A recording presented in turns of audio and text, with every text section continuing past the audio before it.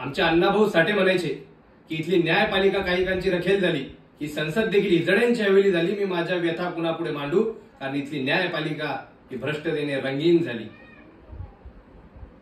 आज एक प्रश्न आमच्या डोळ्यापुढे निर्माण होतोय की खरंच इथली न्यायदेवता ही आंधळी झाली काय?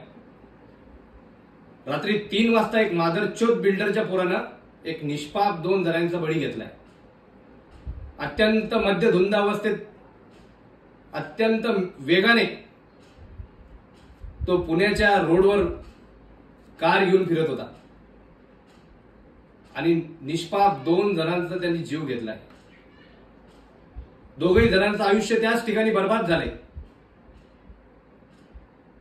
आणि तो परत तोच बिल्डरचा पोरगा, हीच मोठ्या बापाची औलाद आता 15 तासाच्या आत जामीनवर सुटून आली. अरे या महाराष्ट्रात आमचा गरिबांचा कोणी वाली आहे का? या महाराष्ट्रात हे राज्य श्रीमंतांचंच आहे का? गृहमंत्री देवेंद्र फडणवीस यांनी तात्काळ राजीनामा द्यावा. एक स्वतःची नैतिक जबाबदारी म्हणून माननीय फडणवीसांनी राजीनामा द्यावा, हीच आमच्या सर्व गरिबांची त्यांच्याकडे मागणी आहे. कोणीच आला नाही, ना आमदार गेला ना खासदार गेला, याबद्दल कोणीच आवाज उचलला नाही.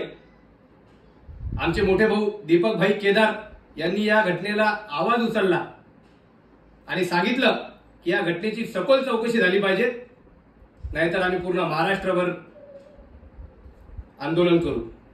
खरंच सलाम दीपक भाई तुमच्या कार्याला, आणि एक सलाम या महाराष्ट्रातील सगळ्या दलालांना.